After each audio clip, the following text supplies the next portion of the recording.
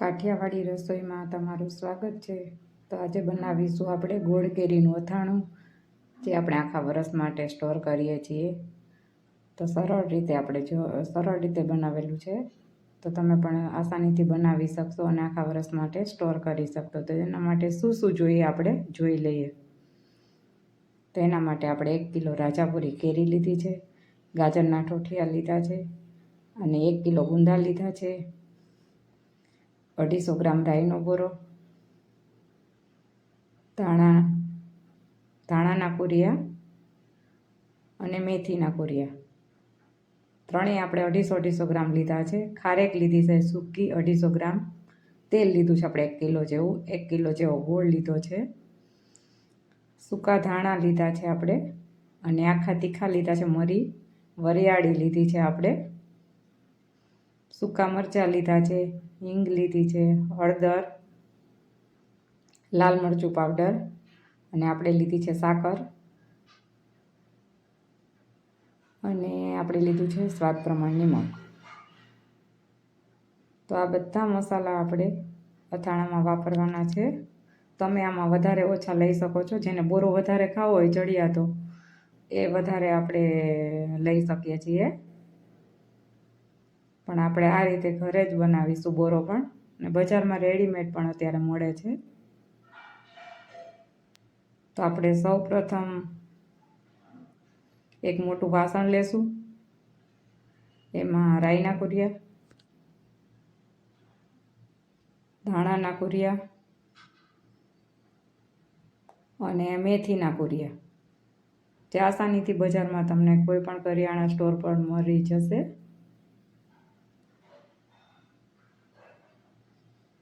તો બધાને આપણે મિક્સ કરીશું એક વાસણમાં। આખા ધાણા અને તીખા અને નાખીશું વરિયાળી, એના પછી આપણે હિંગ અને લાલ મરચું, આટલું મૂક્યા પછી આપણે અંદર, અને પછી આપણે તેલ મૂકીશું ગરમ કરવા। તો આપણે તેલ છે એ ગરમ કરવાનું છે વઘાર માટે।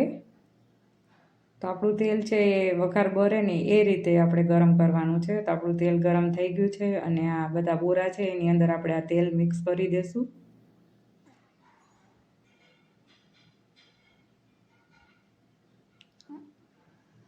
તેલ મિક્સ કરી અને આપણે એક ચમચેથી પહેલાં વઘાર માટે આપણે ઢાંકી દઈશું થોડીક વાર એને। તો 10 મિનિટ જેવું તમારે રેસ્ટ આપવાનો છે। 10 મિનિટ આપણી થઈ ગઈ છે। 10 મિનિટ થયા પછી આપણે ચમચા વડેથી એને હલાવી નાખશું આપણે એને, એટલે બધું સારી રીતે આપણે મિક્સ થઈ જાય। હવે આપણે નાખશું સાકરને, આપણે દળી નાખી છે મિક્સરમાં, એટલે દળેલી સાકર નાખવાની છે તમારે। પછી નાખશું હળદર। આ મસાલા છે એ ખાસ તમારે ઉપરથી ઉમેરવાના છે, વઘારમાં મૂકવાના નથી। લાલ મરચું તમે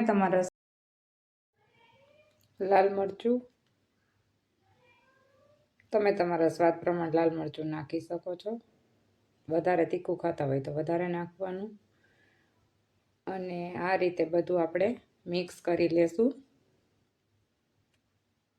ખાસ તમારે આ બધા મસાલા મેં પાછળથી બતાવ્યા એ પાછળથી જ ઉમેરવાના છે, વઘારમાં ઉમેરવાના નથી। આપણે નાખીશું નિમક, તમે તમારા સ્વાદ પ્રમાણે નાખી શકો છો।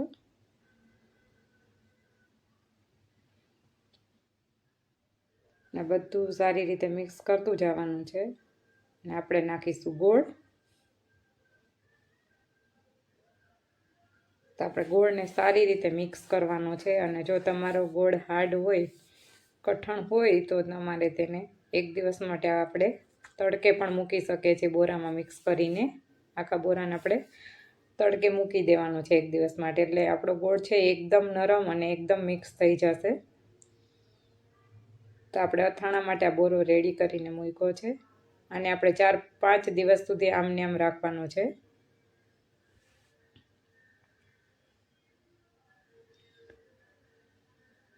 વચ્ચે વચ્ચે આપણે 1-2 દિવસે આપણે એને હલાવતા રહેવાનું છે, એટલે ગોળ એકદમ મિક્સ થઈ જાય. હવે આપણે અહીંયા મેં કેરી સમારીને લીધી છે. તમે તમારા એકોર્ડિંગથી નાના મોટા કટકા કરી શકો છો. મેં આ રીતના કટકા કર્યા છે અને છાલ છે એ મેં આવી નોર્મલી છાલ છે એ કાઢી નાખી છે, જેથી કરીને આપણે કેરી છે એ એકદમ હાર્ડ ના થાય, સોફ્ટ રહે એના માટે. 2 થી 3 પાણી આપણે એને ધોઈ નાખી છે. પછી આપણે એમાં નિમક નાખીશું, પછી એમાં હળદર ઉમેરીશું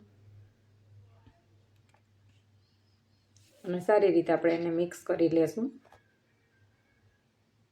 આ રીતે હલાવતા હલાવતા આપણે નિમક અને હળદર મિક્સ થઈ ગયા છે. તો એને આપણે 7 થી 8 કલાક માટે મૂકી રાખવાનું છે ઢાંકીને. તો તમારે આમાં જોઈ શકો છો. હવે આપણે લઈશું ગુંદા. તો ગુંદાને મેં ગેસ ઉપર મૂકી દીધા છે છૂટા પાડીને એકદમ, અને એમાં આપણે ગુંદા ડૂબે એટલું પાણી નાખવાનું છે. અને પાણી નાખ્યા બાદ આપણે એમાં નિમક અને હળદર નાખીશું.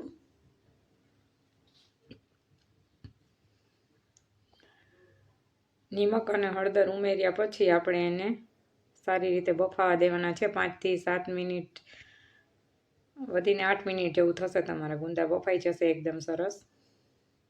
તો આપણે વચ્ચે વચ્ચે આવી રીતે ચમચો ફેરવીને જોતા રહેવાનું કે આપણા ગુંદા બફાઈ ગયા છે કે નહીં.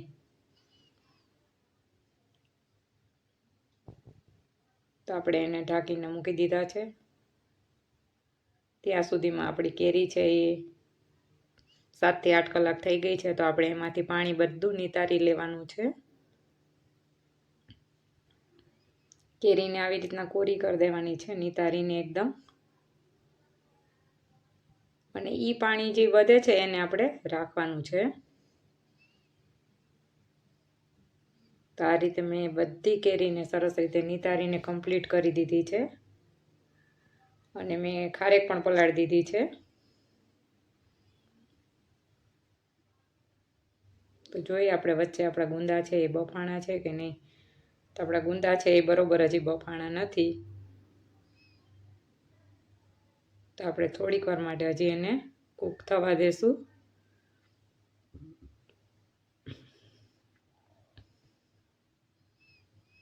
હવે આપણે કેરી છે એને આપણે આ રીતના કપડું પાથરી અને એની ઉપર આપણે સૂકવી દેશું. તો આવી રીતે એક છૂટી છૂટી કેરી આપણે છે એ સૂકવવાની છે. તો મેં બધી કેરી અહીંયા મારી સૂકવાઈ ગઈ છે.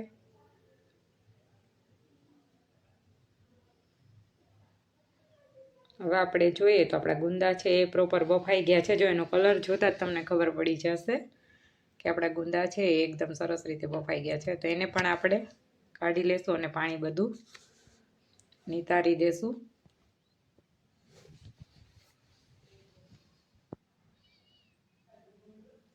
તો આ બધા ગુંદાને આવી રીતના આપણે કાઢી પાણી નિતારી અને 5 થી 7 મિનિટ જેવું ઠરે ત્યાં સુધી આપણે રેસ્ટ આપી દેવાનું છે.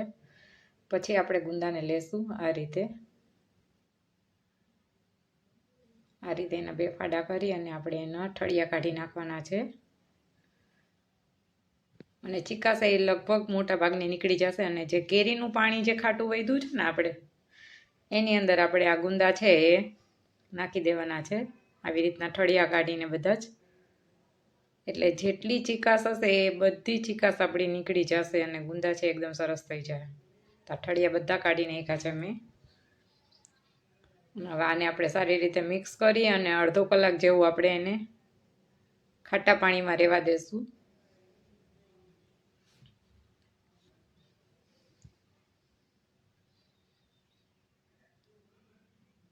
તો તમે જોઈ શકો છો, જો બધી ચીકાશ આપણી નીકળી ગઈ છે અને ગુંદા એકદમ સરસ થઈ ગયા છે. તો બધા ગુંદાને ચેક કરી આપણે 1-2 ગુંદા અને પછી આપણે એને સૂકવી દેશું. તો ગુંદાને પણ પ્રોપર આપણે આવા છૂટા છૂટા એક સૂકવવાના છે. એટલે આ બધા ગુંદા અને કેરી છે એ આપણે સૂકવાઈ ગયા છે. ખારેક અને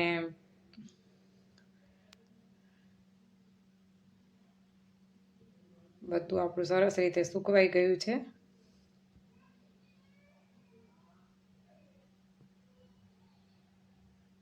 તો આને આપણે 24 કલાક માટે સૂકવું હતું. તો આ રીતનું પાણી જરાય પણ ના દે એ રીતના સૂકવવાના છે. તમારે 5 થી 7 કલાકમાં એ સુકાઈ જતા હોય, હવા ઉજાસ હોય, તો એવી રીતના આપણે સૂકવી અને પાણીનો ભાગ ન રહે એ ખાસ જોવાનું છે. રીતે 2-3 કેરી આપણે ચેક કરી લેવાની કે પાણીનો ભાગ છે નહીં. પછી આપણે જે આ મસાલો છે એ આપણે મિક્સ કરીને રાખ્યો તો 4 થી 5 દિવસથી એ આપણો કમ્પ્લીટ થઈ ગયો છે. જુઓ તમે,